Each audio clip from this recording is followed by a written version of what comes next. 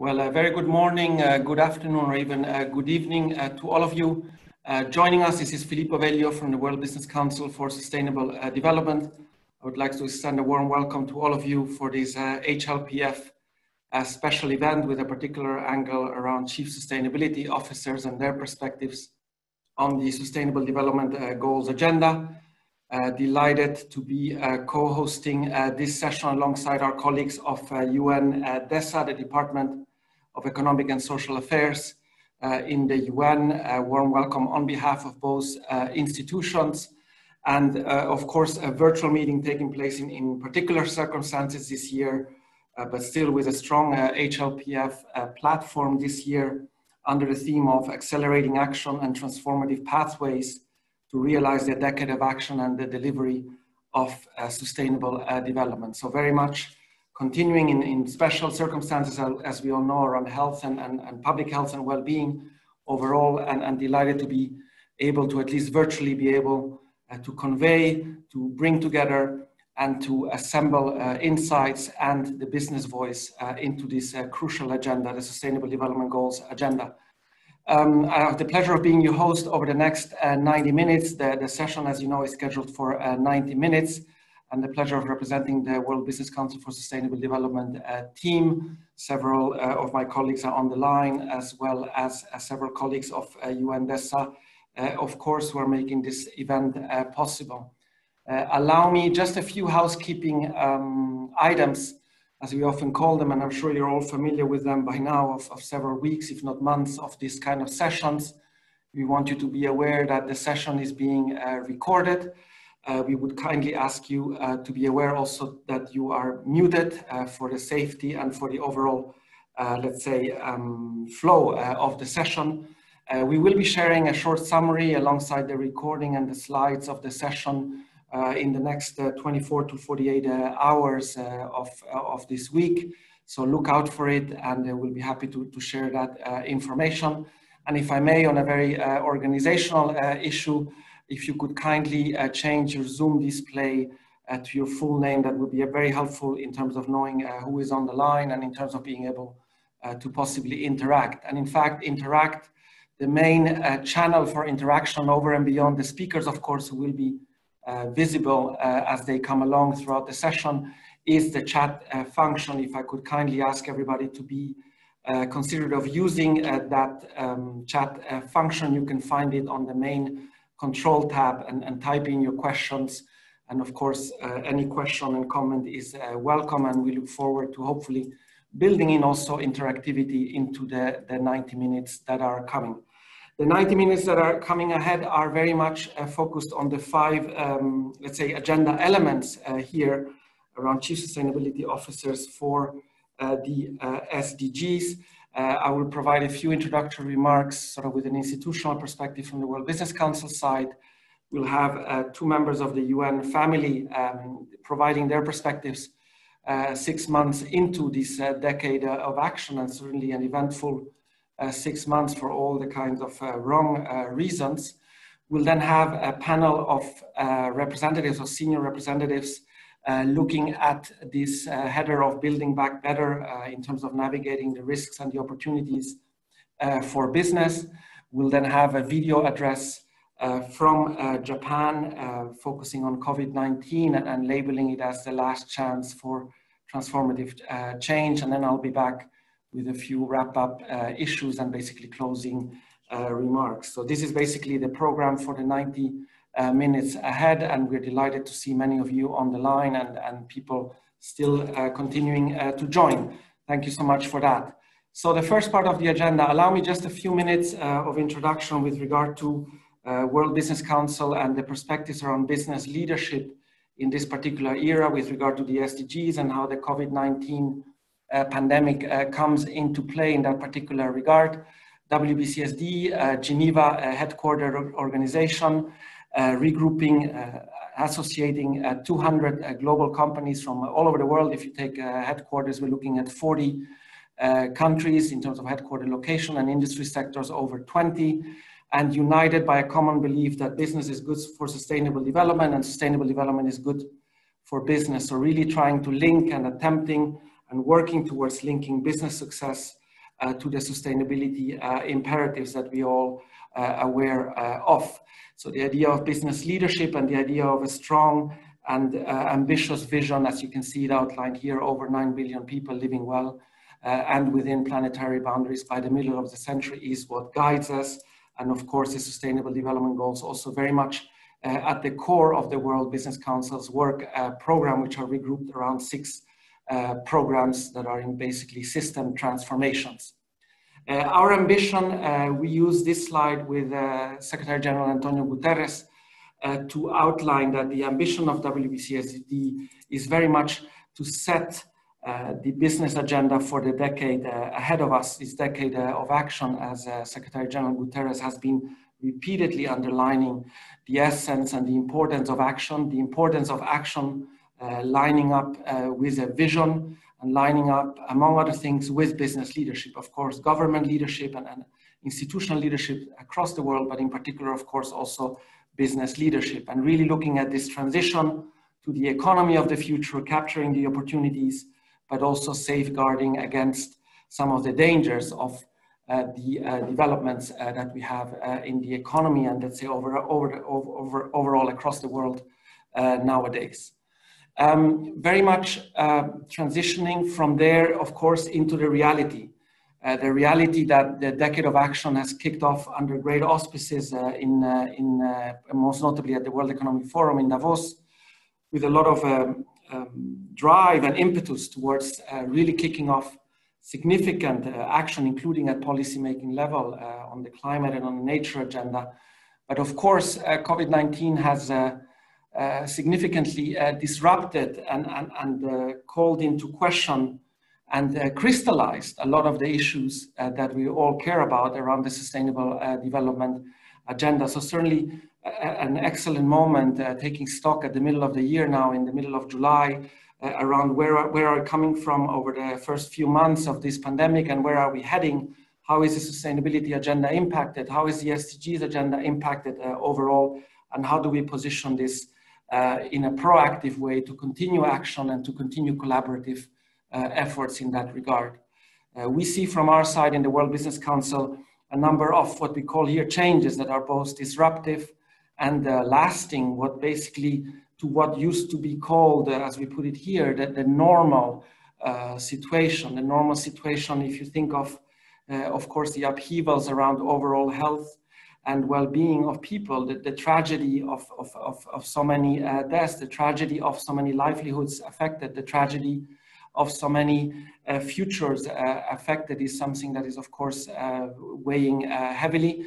We see also issues coming into play around possibly an increased awareness about the fragility of human life and also the fragility of life overall on the planet, the fragility of our economic systems and the supply chain. Certainly this famous mantra of just-in-time deliveries that have been optimized throughout globalization over the last 20 or more years, coming into question, also probably into a just-in-case mindset around building more resilient systems, more resilient health systems, but also more resilient supply chains. And linked to that, also the idea that, of course, the pathway to the future is, as always, one might add, linked with uncertainty. Certainly, there are obstacles on the path to the future. There are readjustments to make in light of these strong realities, these tragic realities overall for the population all across the world. And so certainly disruptive and lasting changes is what we see.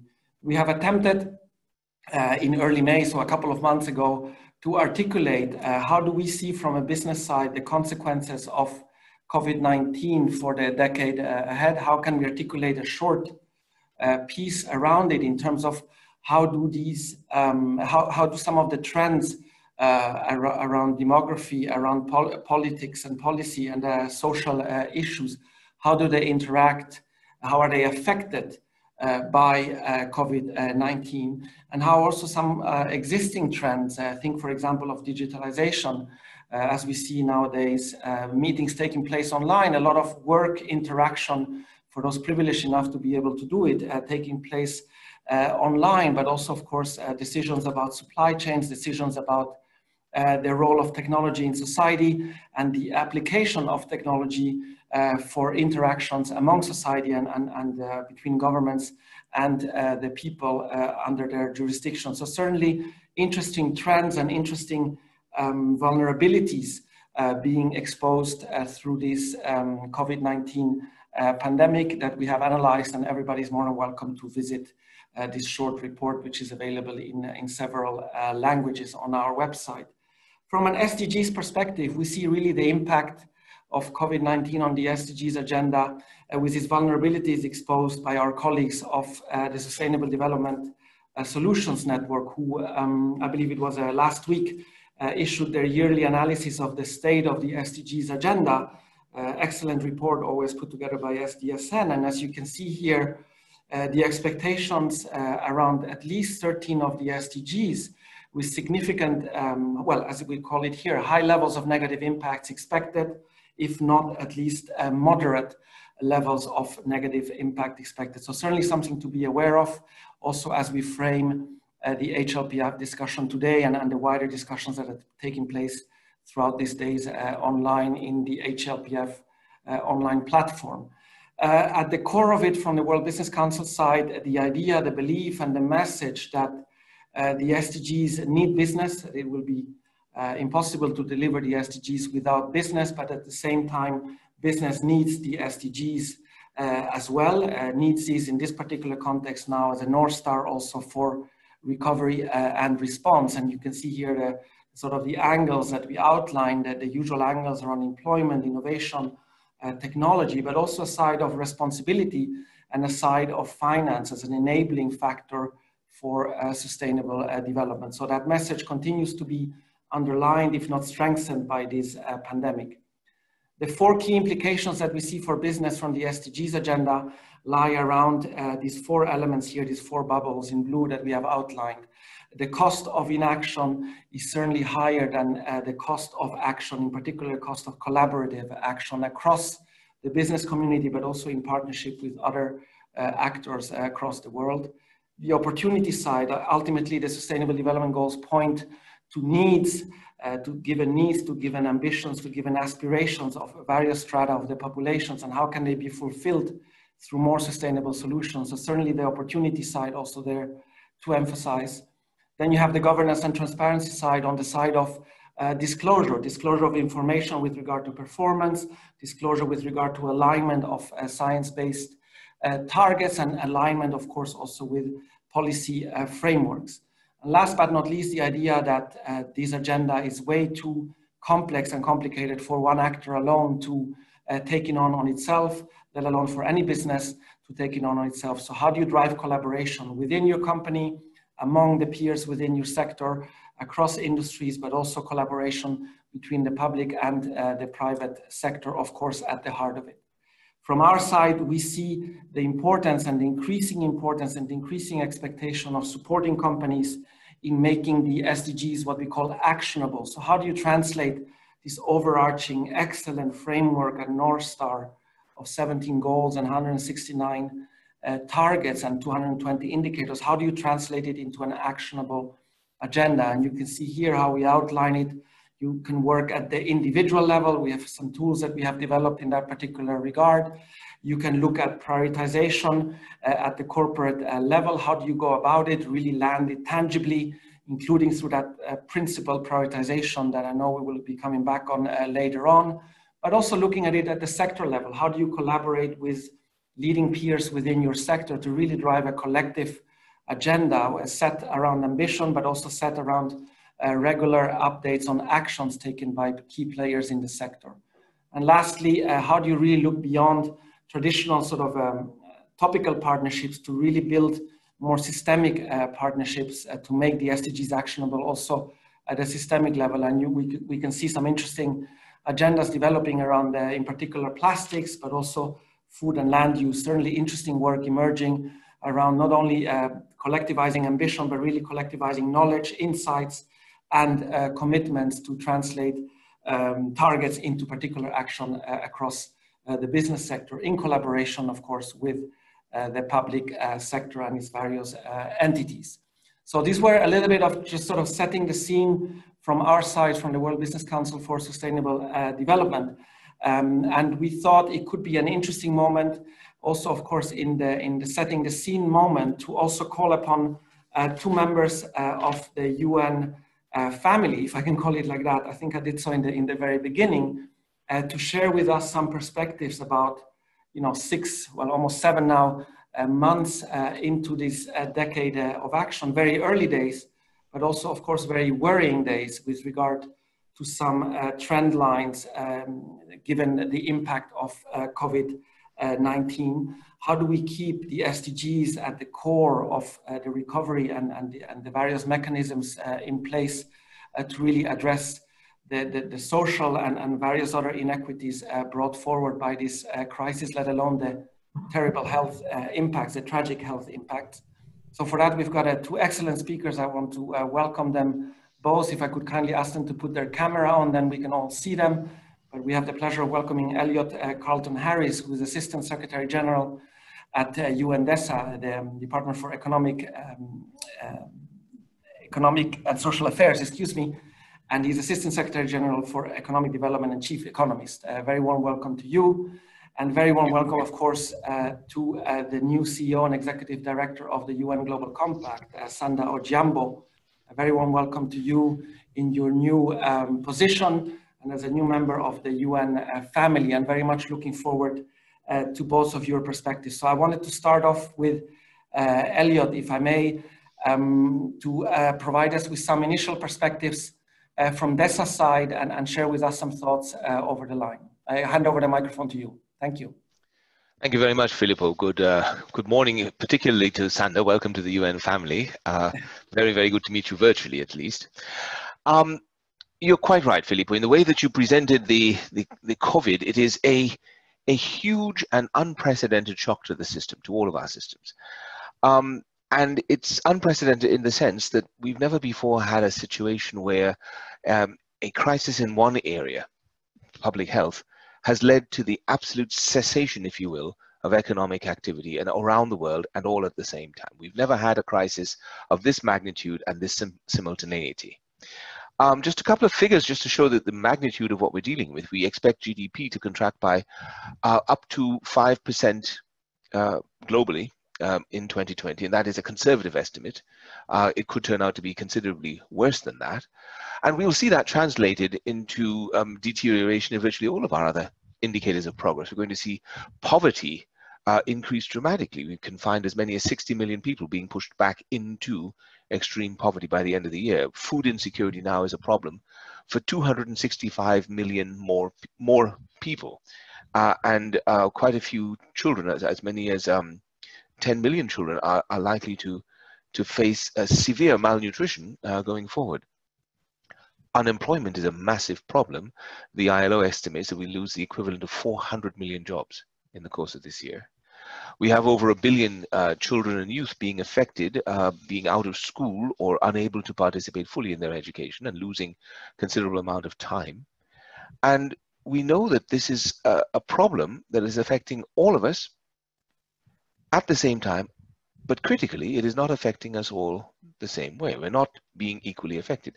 And just to give a couple of aspects of this inequality of the impact, water and sanitation. One of the most important things that we can do to protect ourselves health-wise is to keep our hands clean, to wash them regularly. And yet 40% of the world's population doesn't have access to water and sanitation. And by the same token, we can, through our social distancing, reduce the exposure to the infections. And many of us have been able to do that by working from home, using technology, digital technology to work online.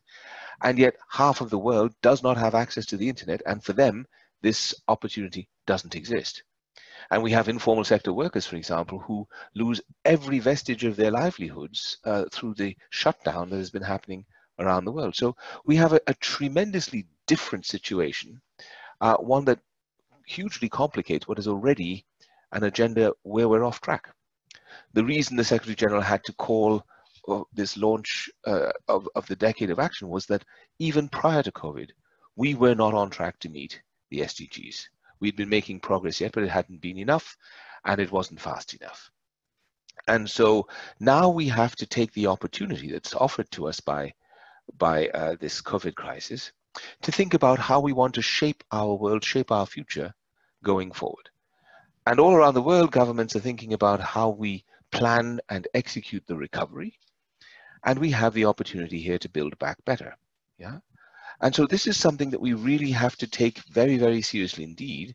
And I'd like to point to 3 areas where we need to pay a lot of attention. For one, the crisis has shown that we need much greater resilience: personal, individual resilience, societal and economic resilience, planetary resilience.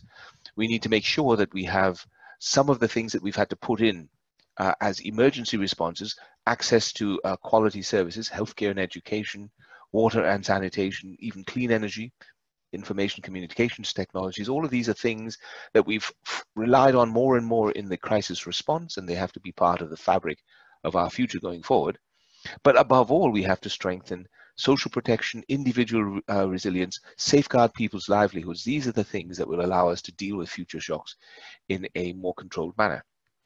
We have to build back better in the sense of putting the world on a healthier trajectory. We have to use the new forms of productivity that are available to us: greener production, more sustainable consumption and production patterns, green jobs, more flexible working arrangements, things that allow us to reduce our environmental footprint as we go about our daily lives. And the last thing that I want to stress is the need for solidarity and unity.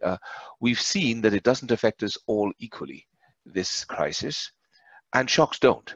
And we need to be ready and willing to work in concert, in collaboration with each other, in cooperation with each other at a global scale, to make sure that we're all of us recovering from the crisis, we're all of us made more resilient, and that we're all of us better equipped to reach a sustainable future. And this is a whole of society approach, it's a whole of government approach, but it's also a whole of the world approach, I think, and that's critically important for us going forward. I'll stop there, thanks.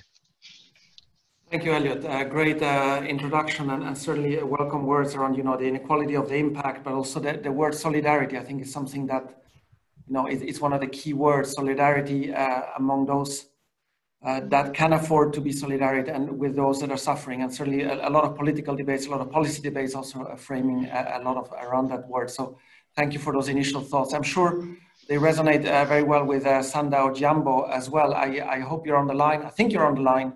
If I could kindly ask you, great. If I could kindly ask you to turn the camera on, and I have leave, of course, the floor to you as incoming CEO and Executive Director of the UN Global Compact. Go ahead, please, Sanda. Okay. Filippo, just confirming, I believe my camera is on.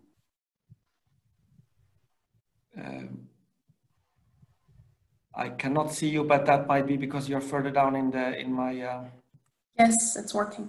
It's working. Thank you, Uta. Perfect. We can see you, Sanda. I can see you now. Thank you, Filippo. And Elliot, so great to meet you, albeit virtually. Greetings from Nairobi, Kenya, where I am, and thank you for inviting me to this forum. I think I'll pick up from where Elliot started, because he's really succinctly laid out what the socioeconomic challenges are, and really highlighted both the interconnectedness of the crisis as well as the inequalities that continue to be perpetuated by the crisis. Where I sit, and certainly on the continent here in Africa, there's been a real tough choice to be made about saving lives or saving livelihoods. And I think this has played out in many countries across the world. And certainly I think business has gained heightened importance and heightened visibility around the COVID response. So I'll just kind of put my comments around in the business context. What's the impact on business then? I think certainly the slowdown in economic growth has definitely impacted government spend, it's impacted consumer spend. That's undoubted. And I think the decline in GDP speaks to that. On the other hand, though, across the world, millions of small and medium enterprises have shut down, putting millions of people into unemployment. And as we know, unemployment fuels a whole list of further inequalities, and those really cannot be ignored. Unemployment, idleness, racism, xenophobia, discrimination, all those are a whole lot of social injustices that follow thereafter. When the Decade of Action was announced, we at the Global Compact really took stock of what we could do for business and what the specific call to action would be. And we recognized that perhaps business hadn't done enough in terms of engaging on the SDGs. And we had worked on a program called the SDG Ambition, which was really aimed to provide very targeted pathways to accelerate progress towards the SDGs. And that's where we were in January. and then COVID struck. Now, Filippo, in your comments, I think you mentioned at the beginning that the SDGs need business and business need the SDGs. And I think that's been a fundamental call to action for us at the Global Compact. We see three key areas where I think in terms of building back better, that business should truly engage in depth. I think the first is really around addressing social and economic inequalities. What we've seen in this COVID and post-COVID period is that, businesses that have been able to bounce back, innovate, pivot, address inequalities, have proven to be on the pathway to recovery. And I think that is a model that we do need to replicate and scale up. The second really is a clear call around how we look at financing for the future. What do the economic stimulus packages that are being deployed around the world really mean for building back inclusive business systems? I think that's a critical area of interrogation. And the third, I think, is really the opportunity to look at what is always a looming crisis for us, which is the climate crisis. As we build back, we have the opportunity to build back economies that are based on greener energy, sustainable models of resource use, and really business models that will push us further into the future in terms of addressing the sustainable development goals. When COVID started, we also issued a call to business around the 10 principles of the Global Compact. We said, look, business, this is not the time to ignore human rights, to ignore labor rights, or to not think about anti-corruption measures. And a number of our local networks around the world demonstrated that through sustained dialogue and action, they were able to move businesses to a more sustainable way of doing business, even during the COVID-19 era. So, for us, I think this has been a moment of opportunity to really reset and reflect about the decade of action, but also really see how the 10 principles can underpin building back better. And I'll stop there for now.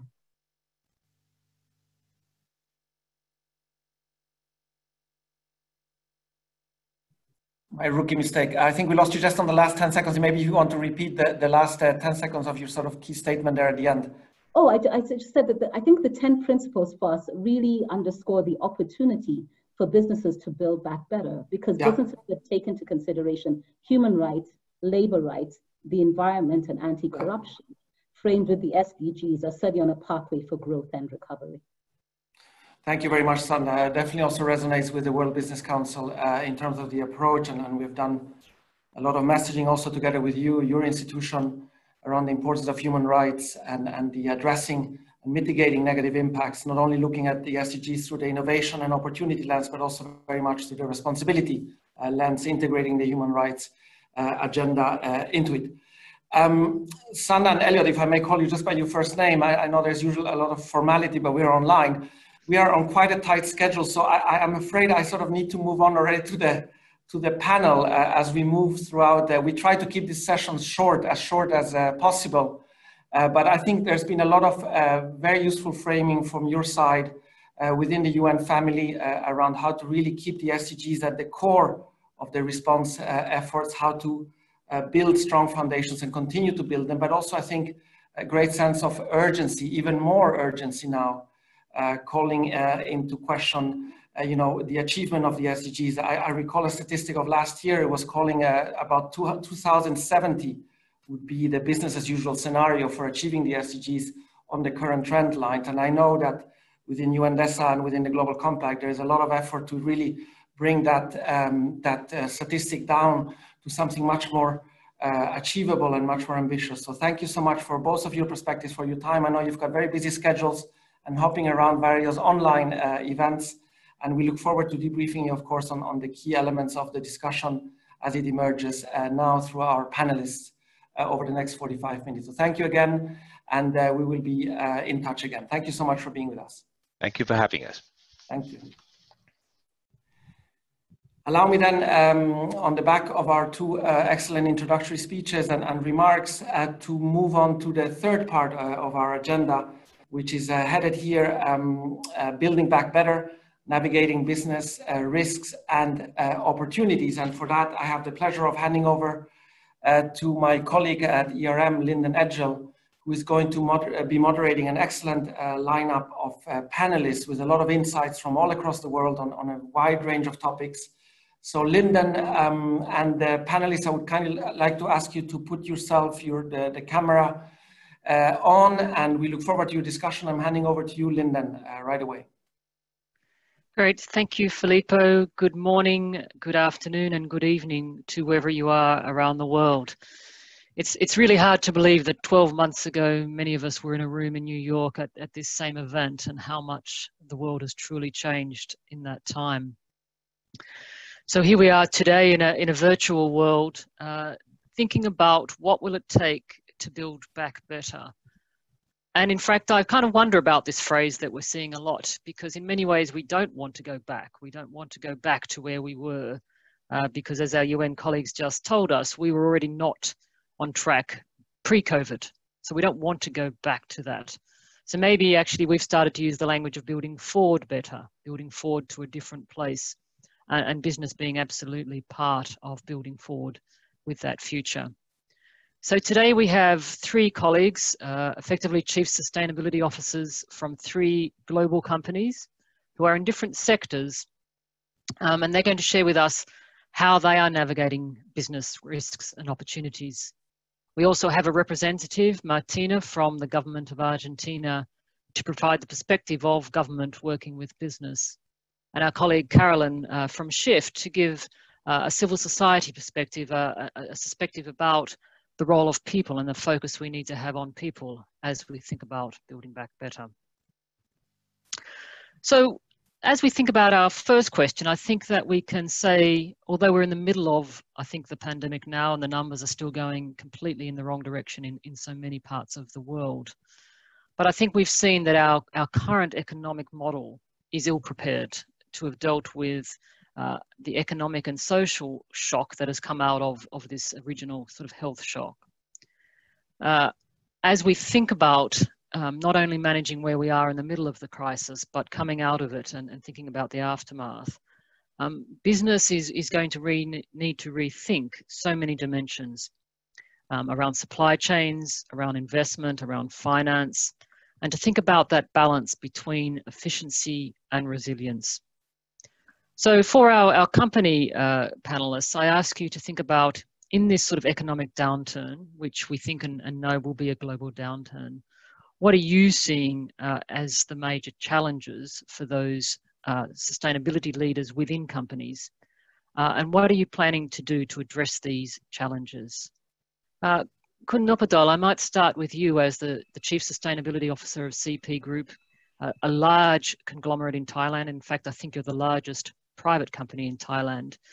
You're a chief financial officer by training. How do you bring that perspective to the world of sustainability and the challenges we have today? Thank you, Lyndon, and many thanks to WBCSD for inviting us to join. For those of you who don't know CP, we are based in Thailand, operating in 21 countries around the world.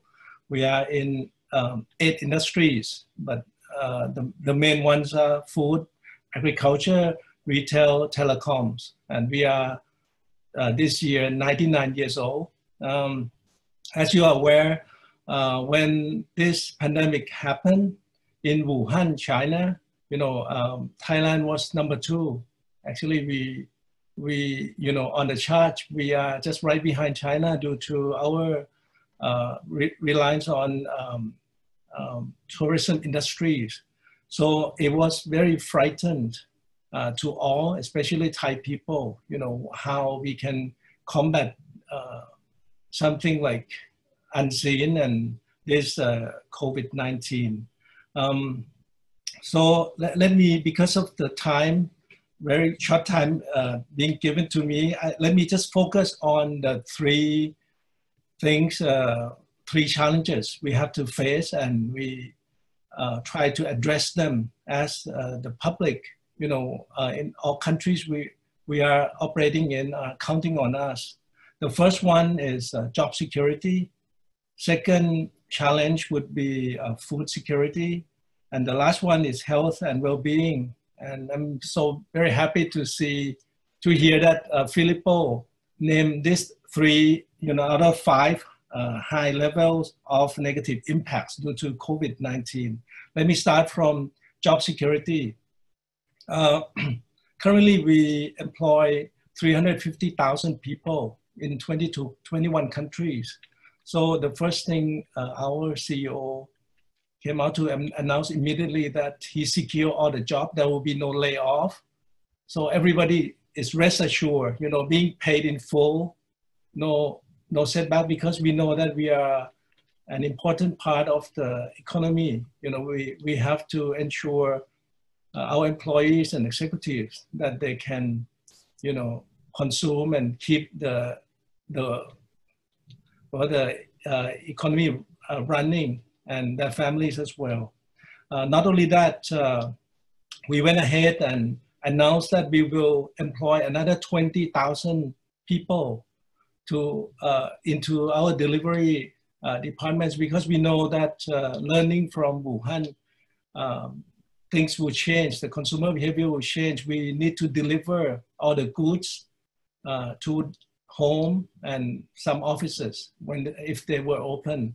So we, in addition to that, we hired another 2,000 IT experts to help us, you know, putting everything on the e-commerce platform.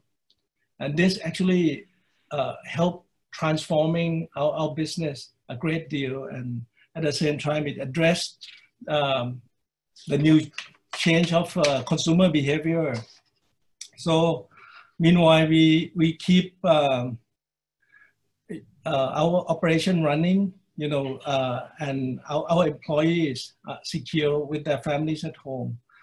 Second, like in all countries, there was a panic in buying basic goods, you know, especially food, talking about food security. And because our origin was from agro-business, we provide food, the food chain. So we feel that it was fully our responsible to make sure we fill all the shelves all the time.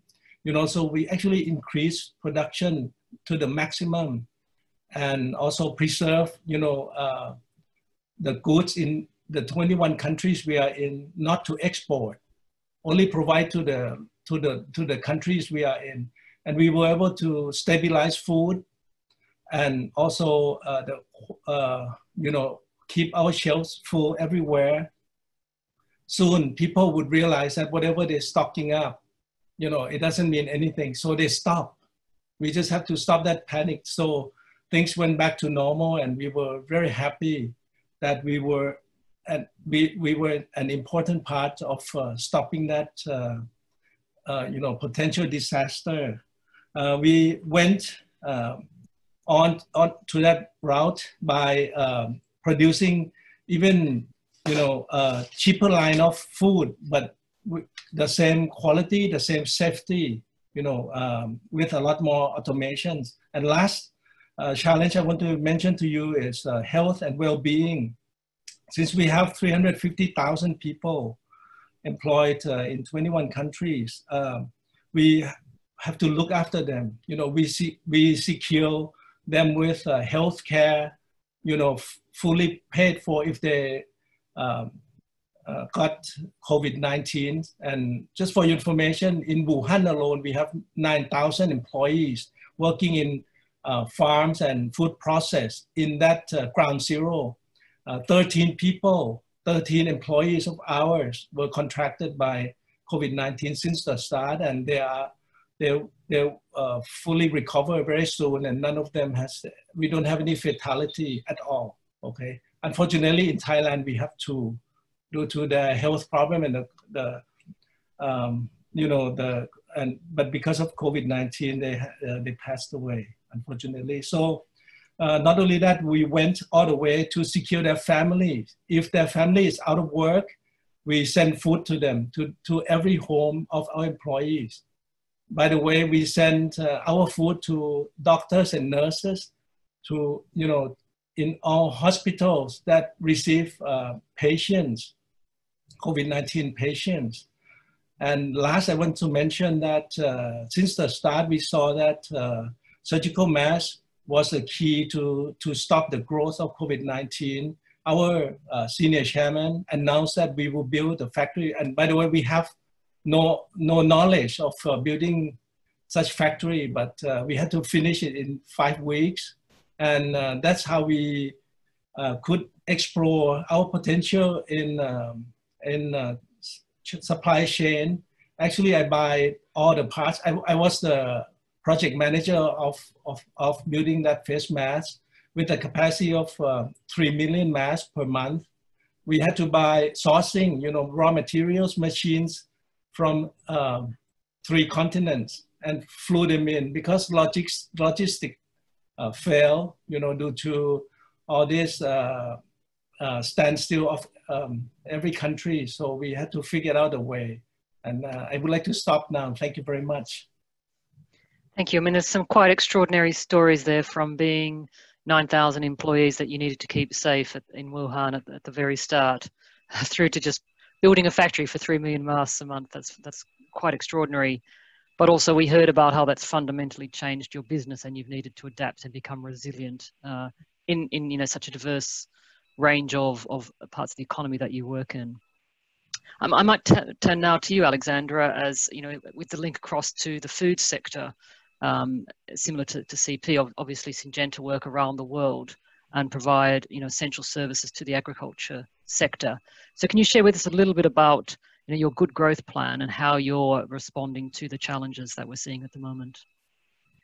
Yeah, thank you very much, Lyndon. And I really want to take the audience into the world of farmers.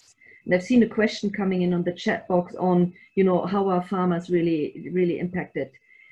And we are seeing massive impacts to farmers, large-scale farmers, but also small-scale farmers. And especially small-scale farmers, they've been brutally cut off from their off-take markets, supply chain disruptions. And for them, a missing income for a couple of weeks because of lockdown, or now even a couple of months, this is really life-changing because they don't have large financial buffers to deal with that. So they're taking the children off schools when the schools are closed, but they might not even send them back because they will need kind of the children to work on farms, back to subsistence farming rather than getting education. So there will be generational impacts, what we are seeing. Or when you think of how much value to the rural communities tourism has provided, and tourism industry is certainly down. Tourism was financing, protecting the wildlife under SDG 15, and all of this rural value creation is now cut off. So what do these people do? Do they go back to subsistence farming? Where will they get their land from? Will they clear the lands, which has been conserved for wildlife? So these are dramatic effects we are seeing in the farming community, and farmers are our customers. Syngenta is an agricultural company. We focus on sustainability and innovation, and we're working in 100 countries, and we are seeing these sort of dramatic effects actually everywhere. So our Build Back Backup plan, our good growth plan, is actually focusing on 3 things.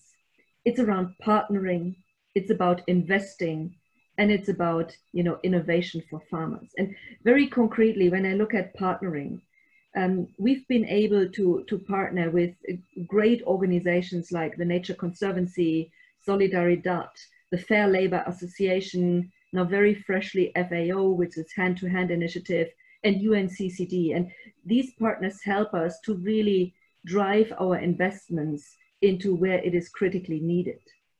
And I do really think for the businesses who are still able to invest despite an economic crisis, really double down on investment. And we've said we commit $2 billion to innovate in sustainable agriculture. It's the right moment for that sort of investment initiative. And I really think it's an accountability for business.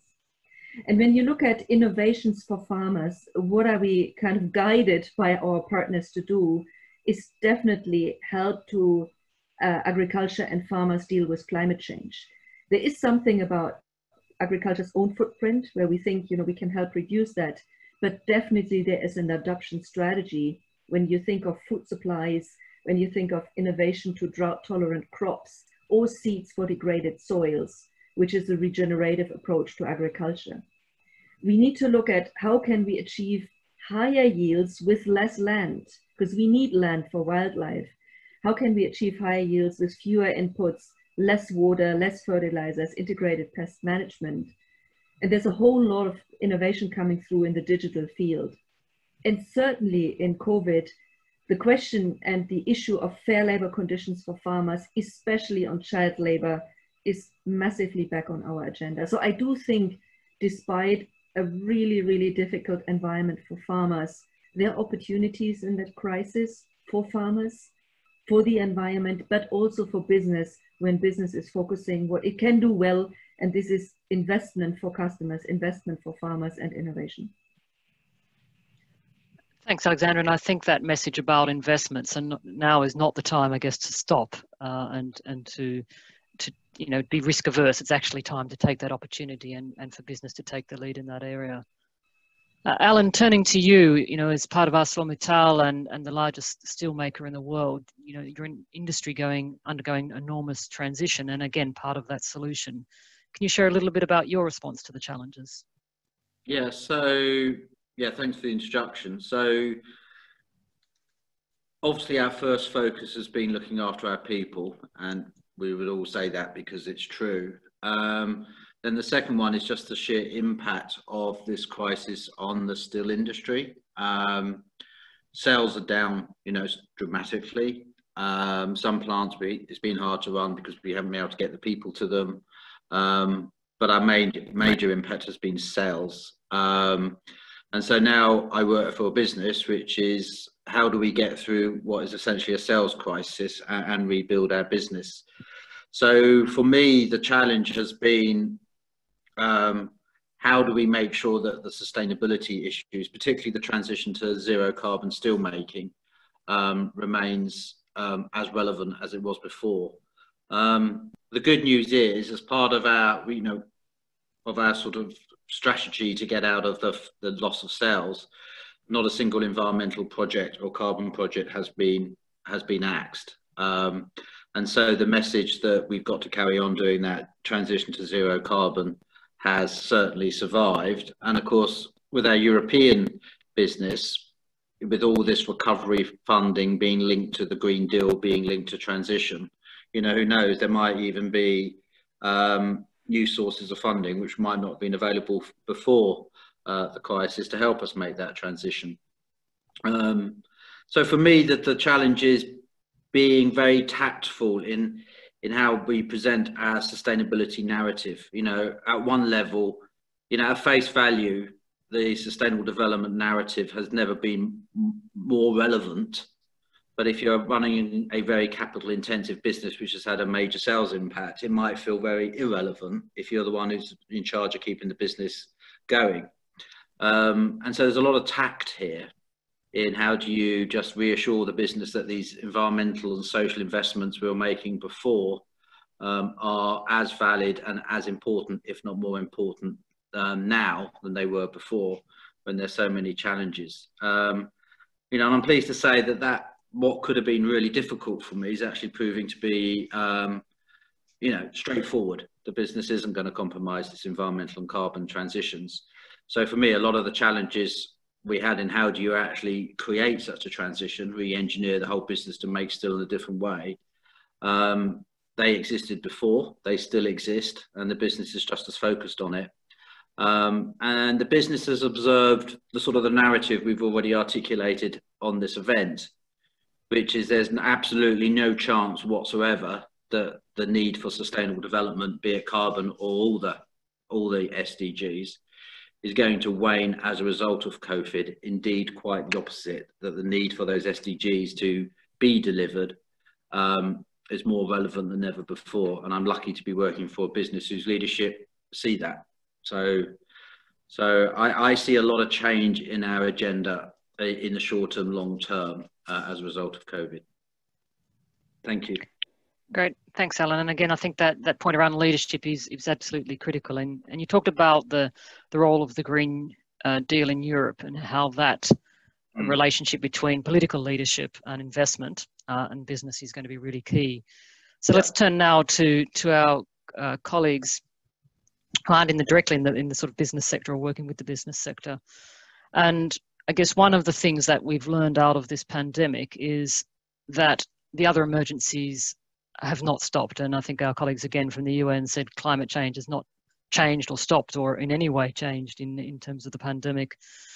And as we think about resilience, I guess one of the things we've learned through the pandemic is that everything is interconnected and interdependent, and that we're going to need to regenerate our economies, our communities, and the natural environment.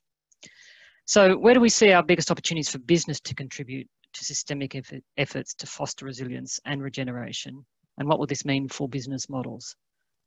Martina, I might start with you from your perspective from the government of Argentina, which of course is, you know, faced with its fair share of challenges at the moment within Latin America.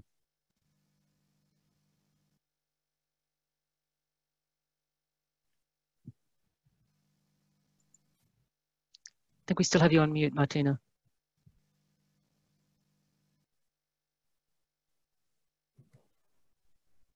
Martina?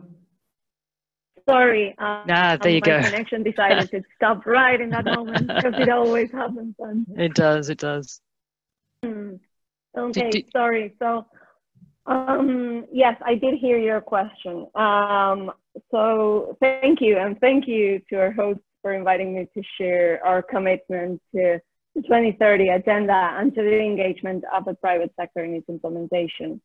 Now, sorry. The 2030 agenda adoption gave us all an opportunity to embark on a new path. However, like it's been mentioned before here today, the pandemic evidenced persisting inequalities and a widespread lack of preparedness, showing deficiencies on multiple levels. Now, Argentina does not escape the circumstances, and while a set of measures have been implemented to guarantee the well-being of citizens, in the Latin American region, as you all know, we're still in the midst of a horrific battle with COVID-19. The global health crisis adds to the known effects of recent processes of accelerated indebtedness and widespread social and economic deterioration that Argentina went through. Due to the pandemic alone, social and economic life was profoundly affected. Now, we know that in addition to the extremely high and painful cost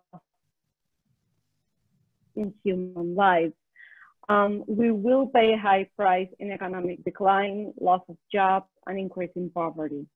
There is a clear opportunity here, however, for the private sector to contribute to the creation of a system with better preparedness, both in the domestic markets and in the export sector. In the case of Argentina, not only the traditional agro-export sector is called upon, which is necessary, of course, sorry, to ensure food flows for population, favoring trade, but also other sectors. For example, the sector for the market of medical supplies, enabling additional circulation flows and nodes, improved preparedness and diversification, and that is a possible way forward. Now, from a government perspective, in a context of uncertainty regarding the possibilities of fulfillment of the 2030 agenda, we have to promote and sustain public policies that are consistent with development objectives and that are focused on rights and equality. As we enter into the decade of action, of course, we have technically entered, but as we go deeper into the decade of action, we will work with foreign policy as a central part of its process. We will therefore advance in the implementation of the 2030 agenda, considering the lessons learned in these 4 years of implementation at all levels, say national and subnational implementation. And nationally, we will face the obstacles and the challenges that we identified in our second VNR, which was presented yesterday at the HLBF, and I won't go into that because of time constraints, but it's available for everyone to see. And in this scenario, it is imperative a review in light of new public policy priorities and national context to establish a framework for monitoring indicators and budgetary investment to work on. Now, these are just some initial reflections. Of course, I might go deeper into that as the discussion evolves. Thank you. Thank you, Martina. And I had a quick look at the government's website, and it's very clear that there's a clear agenda and very much looking at collaboration and working with the private sector. So I think that's a real leadership role that you've taken there. Carolyn, I mean, you're again working across the world with a variety of organizations, but with a real focus on people. And I think, again, one of the things the pandemic has really brought to light is that many companies were not necessarily prepared before this to think about their people and the communities in which they live and work, but that's changed dramatically.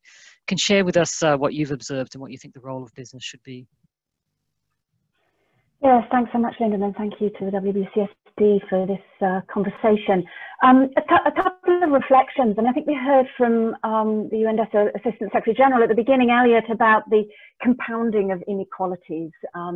Obviously, we've seen many of those who were already economically and health-wise most vulnerable hit additional negative impacts on their lives, livelihoods, and health out of this pandemic. But as he reflected, where you don't have access to water, you don't have access to technology, all of these impacts compound.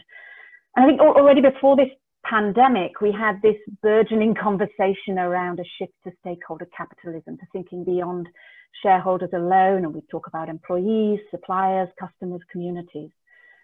I think what the pandemic has done is say, yes, all of that, but more than that, because it's not just generic categories of people, it's the most vulnerable within those categories. And that's what we've really seen come to the fore here, that these vulnerabilities compound. We need to be looking not just at the workforce in general, we need to be understanding where people who are on short-term contracts, who are in precarious forms of work, who work in the gig economy on quote-unquote non-employed status, are most exposed to the economic and the health effects of what's going on. But in combination with that, the realization also that business and all of us in society depend on these same people, right? They're labeled essential workers, key workers in different countries, recognizing not only are they most impacted, but there's a particular dependence on those individuals. And I think what we see through this is that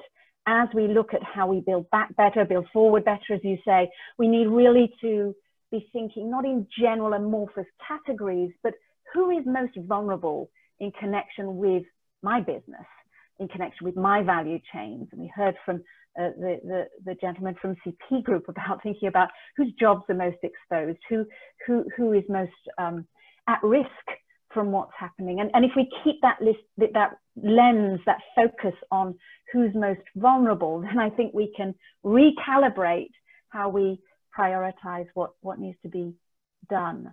None of which is easy, and of course there are economic constraints, real and tangible ones. This isn't an easy option, but again, connected with that, how business is engaging government around the safety nets that are needed, and that conversation between business and government that needs to be happening, because people are going to have to be laid off, have been laid off, and that will continue to be a reality.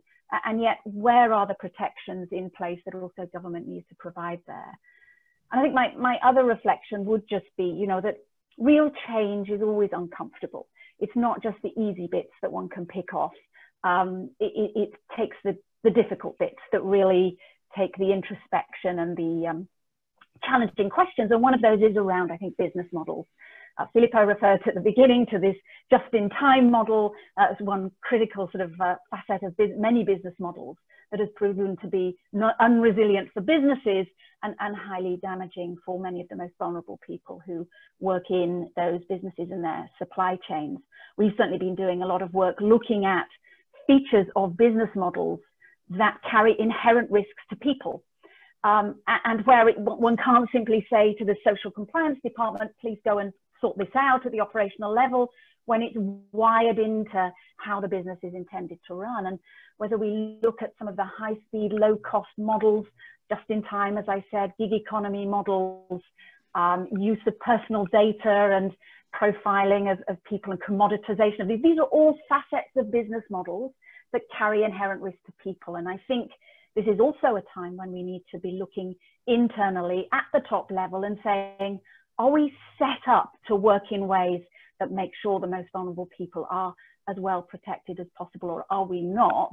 And if not, to take some steps to address that too at the very core of business.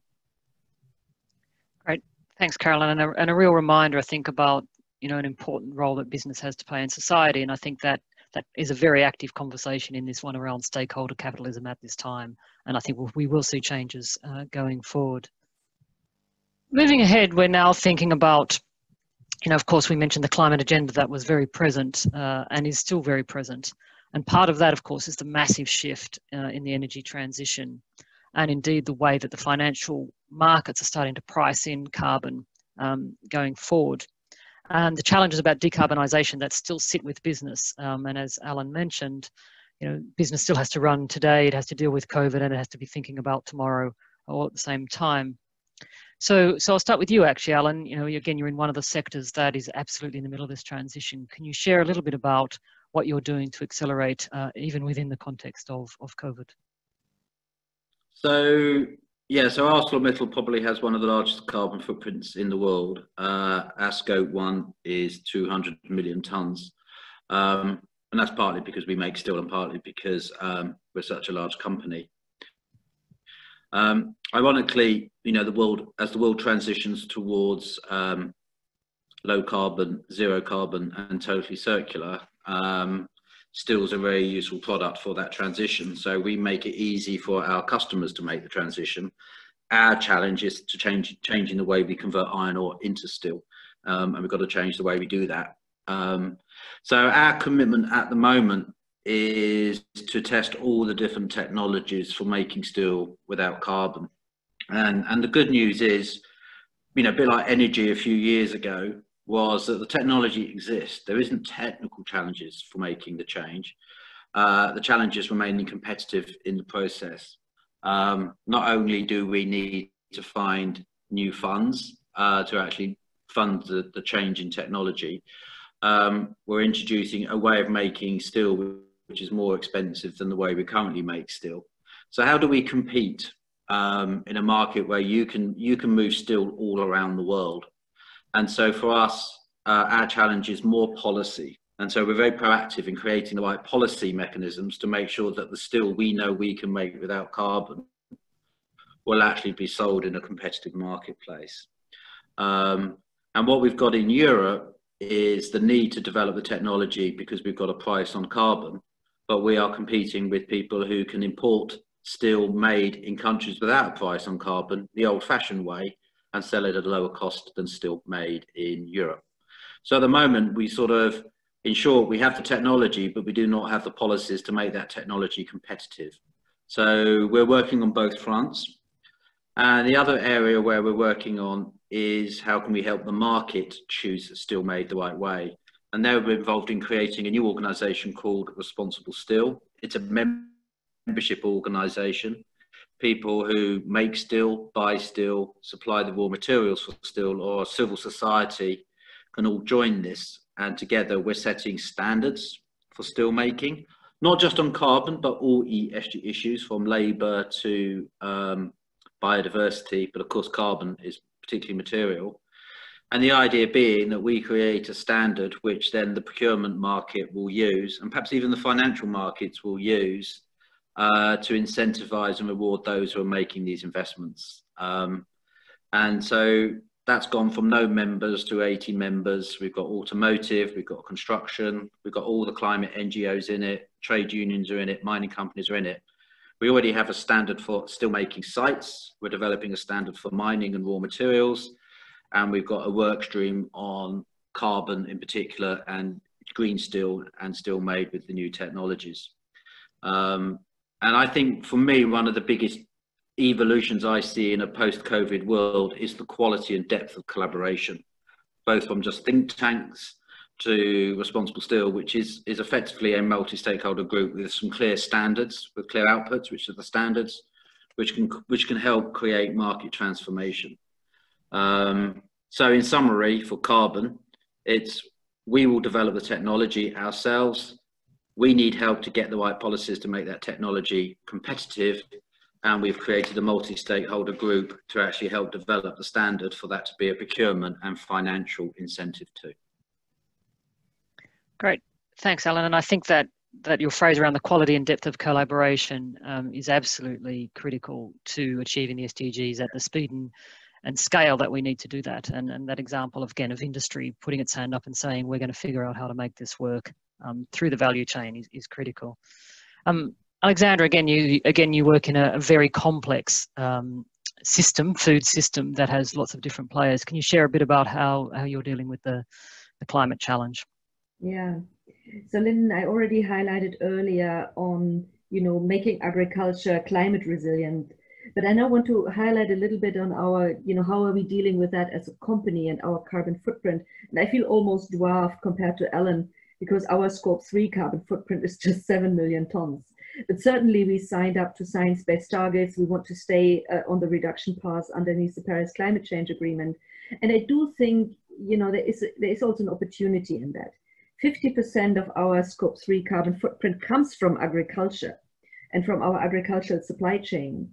So we've been starting to work some years ago with a couple of thousand farmers to understand how can they reduce the carbon footprint. And we're getting to kind of, with the best practice of technology, we're getting to kind of a 40% reduction. And when we then think the opportunities farmers have to remove carbon from the atmosphere, carbon dioxide from the atmosphere, it actually makes a very nice circular carbon system where agriculture can be positioning itself.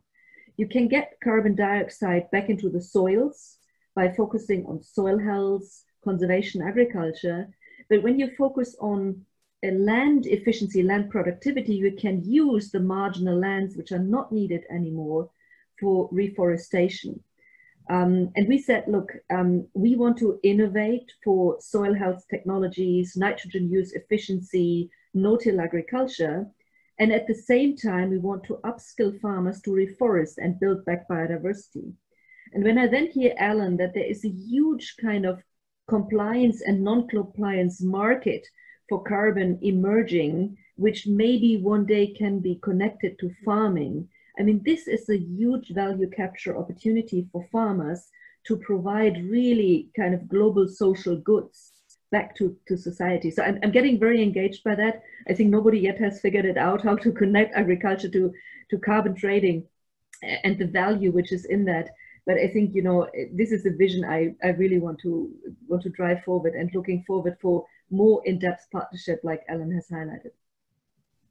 Again, that's all about the opportunity piece that we're talking about. And I think, again, we're seeing, out of the pandemic experience, unlikely collaborations are certainly being part of the picture that we're seeing. So let's move on to think about, and again, both of you referred to policy and the role of government. And again, as we're still navigating the current crisis, but are thinking about the future, I guess, what will the government policies look like that will play a crucial role in determining what the post-COVID world would be like? And as we think about the recovery packages that most governments in the world are starting to talk about, how can they protect the most vulnerable and use public investment coupled with tax reform to advance the Sustainable Development Goals? So over to you again, Martina. Thank you. Now, in this new scenario of extreme social and economic vulnerability, a frame of solidarity at all levels is essential to, like the 2030 agenda said, leave no one behind in the fight against poverty, inequality, discrimination, and exclusion. And quoting the president of Argentina, starting with the last to reach everyone. Now, in line with the SDGs, a large-scale national plan against hunger was launched by the government early on in its administration. Also, besides measures that will be implemented in the post-pandemic, a series of measures were deployed to face the pandemic while working to resolve in a rational and sustainable way the indebtedness of our country with creditors. Now, undoubtedly, we believe that the international financial system must also be brought in line with the construction of a more equitable world system. Now, going back to the COVID-19 response, Argentina implemented a mandatory preventive social quarantine just 1 week after the first case was diagnosed. And actually, we're still under this quarantine. Now, among the 24 measures implemented to face the pandemic, help with recovery, and protect the population in line with the priorities in the 2030 agenda, the list included measures such as the payment of the emergency family income, which was the bonus that reached vulnerable people in Argentina and that continues to assist families in need, among other monetary bonuses, the exemption from social benefit costs for employers in sectors affected by the pandemic, the provision of credits for MSMEs for payment of salaries and extension of debt maturities, the emergency assistance program for work and production, the support for the production system in area of supplies, equipment, and health technology, and zero rate credits. Now, these measures allowed mitigation of the immediate consequences of the pandemic and the collapse of the health system. They also alleviated the economic and social situation due to the reduction in family income and the decrease in productive activity. But they could not avoid affecting the production value chain that strongly impacted our economy. In the post-pandemic world, we must recover levels of equality, social equity, and growth with the burdens of structural issues and those brought on additionally by the pandemic. Putting Argentina on its feet requires restoring economic, social, and environmental priorities with social integration, justice, and democracy within the framework of federal countries. Also, the mobilization of budgetary resources and access for financing for development are conditioned by the weight of a debt, which makes the expansion of multi-actor and multi-level alliances imperative. I'd like to add that the mobilization of financial resources and alliances requires strengthening South-South and triangular cooperation, promoting the obtaining of resources from the private sector and putting in place mechanisms to attract innovative sources of financing and joint efforts to accelerate the process that is needed. Finally, on a related note, I do believe that it's also important to strengthen regional and global integration that is in turn a social, productive, and democratic integration of countries. Now, regional integration is a way to face a global pandemic and its economic and social consequences. In that regard, for Argentina, Mercosur is a key instance. Thank you. Thanks, Martina. And you've really laid out there the breadth of measures and tools, I guess, government has at its disposal in terms of direct intervention, in terms of stimulation, in terms of protecting the most vulnerable.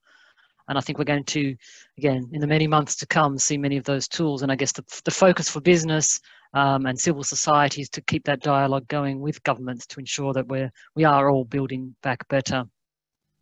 Given the time, I'm going to ask the panelists to give us one thought as we wrap up. And I guess that is your message for those who are tuned in today around, I guess the one thing that you think is most important as business thinks about building back better within the context of the 2030 agenda.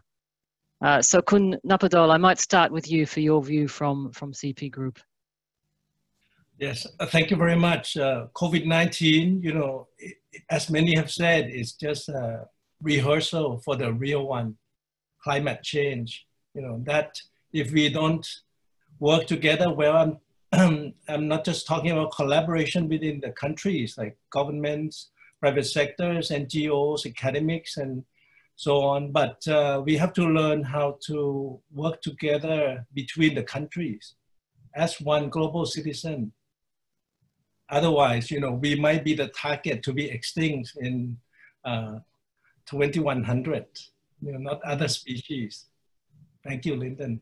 Yeah, so absolutely. This is unfortunately, I guess the only upside maybe of this is that it gives us an opportunity for a reset and for the world to really think about where we're heading. Thank you. Carolyn, your thoughts, please.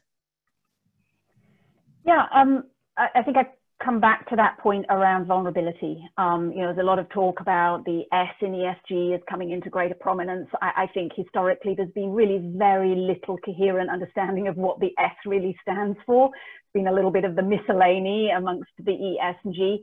And I think if we really understand that it's about people, and first and foremost, it needs to be about those who are most exposed to risk in connection with our economies and how business is done, and how do we rethink in this moment of opportunity how those people are impacted, how we can change the aspects of business models, business practices, relationships with government, taxation systems that underpin whether those people are able to be lifted out of that vulnerability, and understanding that doing so is directly related to our other crisis, the twin to inequality, which is climate change, of course, as others have referred to, right? Many reflect that critical to addressing climate change is education for girls, reproductive rights for women, stewardship of the forests by indigenous peoples.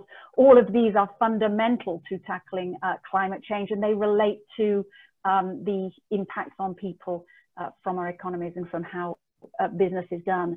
Many, many really pragmatic and tangible ways in which we can change this.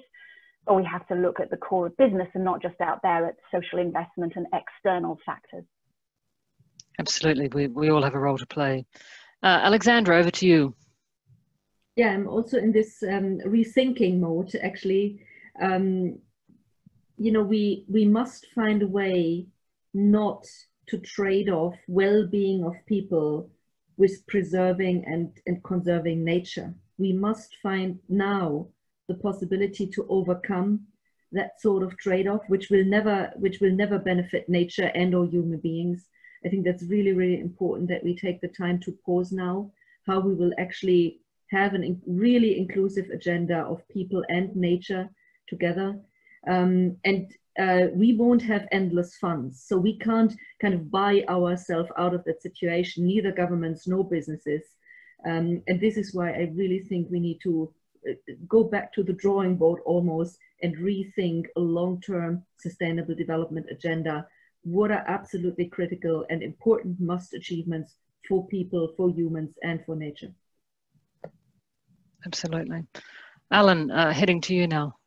Yeah, I want to build on what's just been said, and I would frame everything around a bit of humility here, and this emphasis on rethinking. There was a comment earlier on which, you know, pricked up in my ears that before COVID, the SDGs weren't on track anyway. You know, maybe this is a good moment just to think, why weren't they on track anyway? And what would we have done differently? And what do we now need to do differently with the lessons and reality of COVID?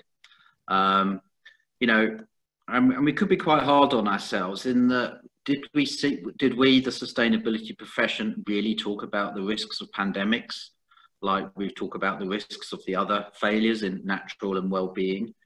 You know, so where do we as a profession and the owners of the sustainability thinking, what are our deep lessons from this? What do we now need to do differently, given we're happy to admit we weren't on track before COVID, then COVID happened. So what's the learning here? And I think some of that learning will come from this transition from, or balance of the word sustainability with now the R word, which is resilience. And I hope we just don't drift into saying it's all about resilience and then we push the SDGs as if nothing had changed. You know, there is massive overlap between sustainability and resilience, and a lot of the inputs and the outcomes we need will be the same, but the words are different because they do also have differences in them. So what is the difference between a resilient and sustainable society and a society which is either just resilient or sustainable? That might be over-laboring a bit, but I hope we really do deep dive. What do we mean by resilience? And not just see it's the new brand for sustainability. There are important differences. Now, I'm not sure if even I can articulate them yet, but I'm seeing everybody use resilience word, but I've not really seen people unpack it and say, this is what resilience is, and this is where it is different to, but builds on sustainability. Well, that's a question for us all to think about. Thank you, Alan. And now, Martina, over to you for the final word from the panel. Thank you. Now, from a government perspective, I would just like to quickly reflect on how the implementation of the 2030 agenda, as well as its follow-up and review processes, must be state-led. Implementing the 2030 agenda is such a complex challenge, not least of all because it requires coordination at many different levels.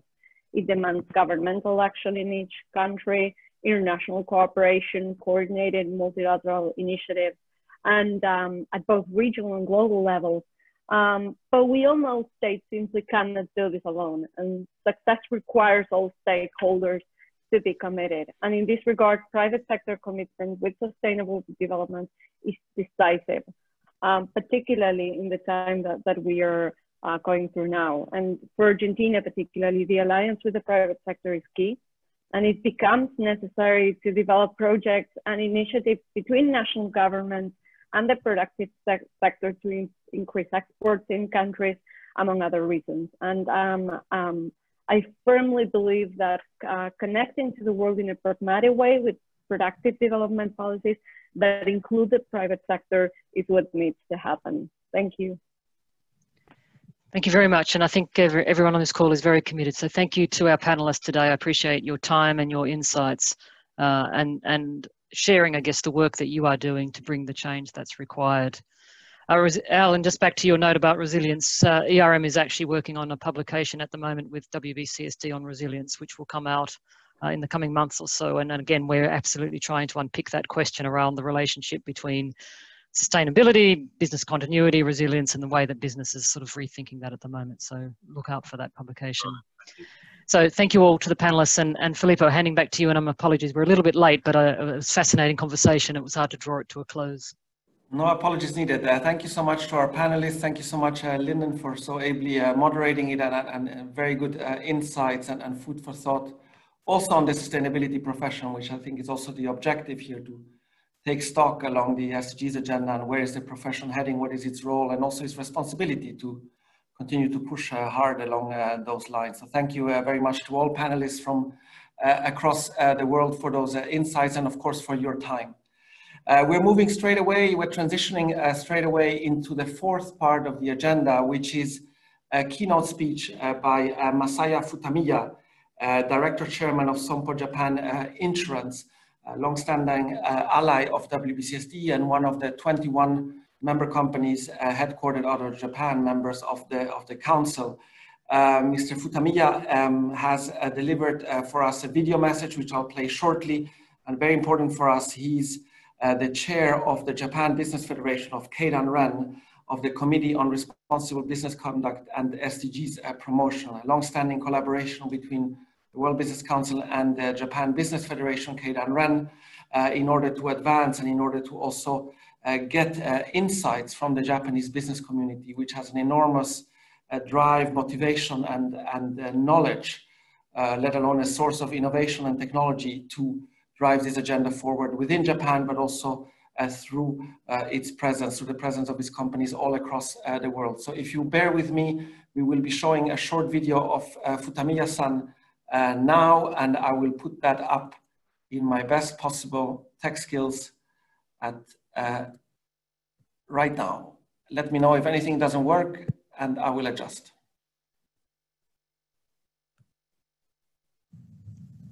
My WBCSD colleagues taking a journey toward achievement of sustainable society, I'd like to thank you for the opportunity to address you at Chief Sustainability Officer event. Visiting the United Nations headquarters for the last 3 years to attend the high-level political forum for sustainable development has helped me understand the true value of SDGs. I am pleased that I can participate online this year as well. I have come to believe that the widening gap and division around the world are caused by several factors.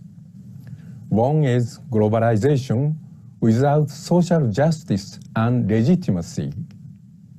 One such example is businesses expanding to some countries in pursuit of low-cost operation and lax regulation, thereby undermining human rights.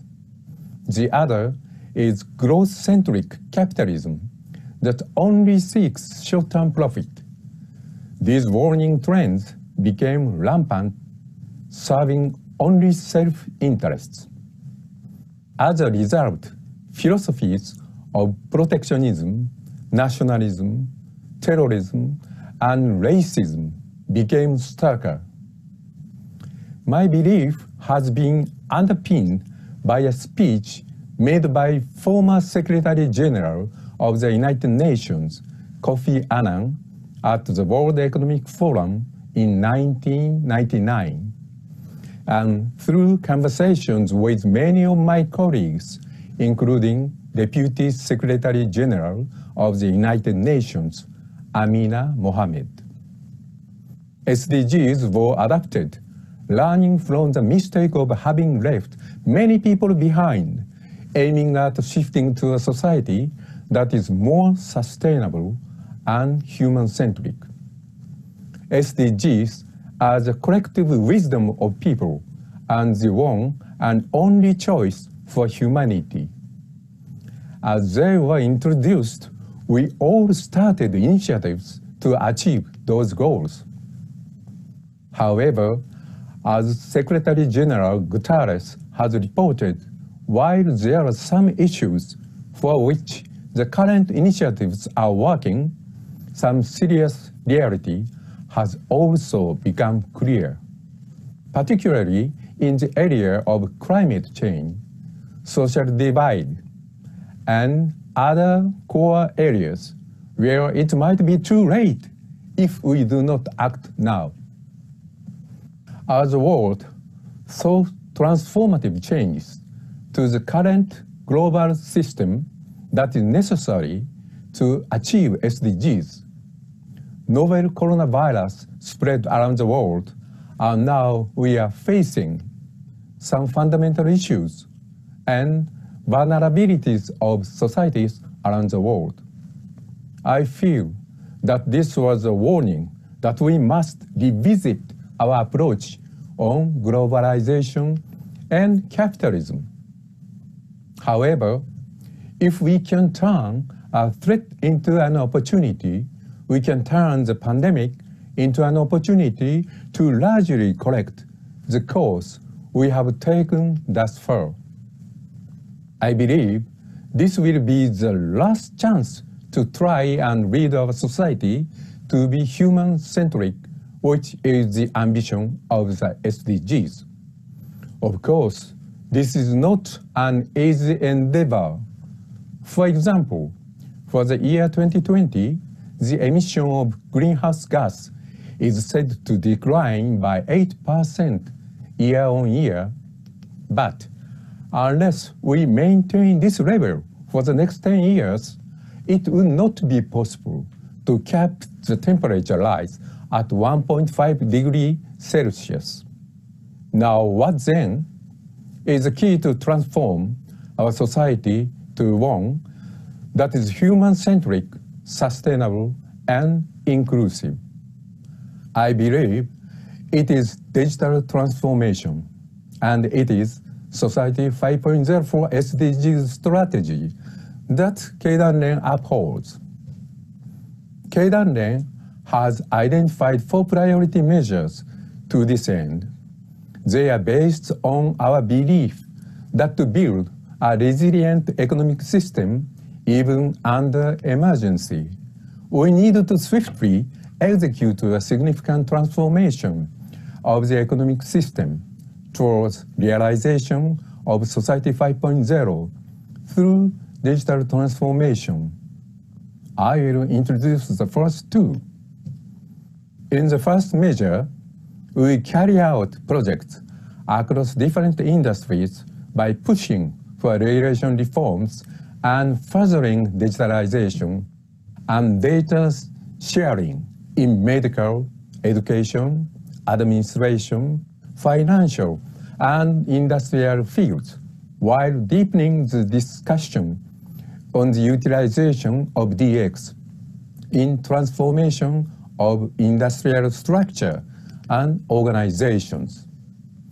In the second measure, we have announced 305 specific projects that include innovating net zero emission technologies and ensuring implementation, promotion, and financing of those technologies. We call this Challenge Zero initiative, where we strive to create innovative solutions to achieve a decarbonized society. Furthermore, for the biodiversity, which is one of the most important issues along with climate change, we established the Keidanren Biodiversity Declaration Initiative in June this year. We showcased our past initiatives on mainstreaming biodiversity under Aichi targets, along with our strong commitment for the future initiatives. To drive these initiatives by corporations and to build back better to ensure the achievement of SDGs, partnership with investors and innovative financing are necessary in the unprecedented size and methods. Keidanren carried out joint research with Japanese government pension investment fund, the world's largest government pension fund, and Tokyo University on the theme of furthering ESG investment to achieve Society 5.0 and in turn to achieve SDGs.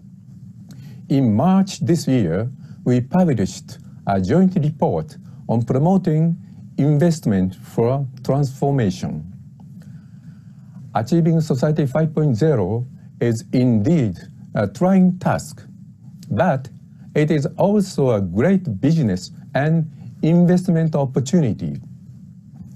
In this joint report, we calculated the growth opportunity of next generation healthcare and energy, smart home and mobility, and fintech to be 250 trillion yen.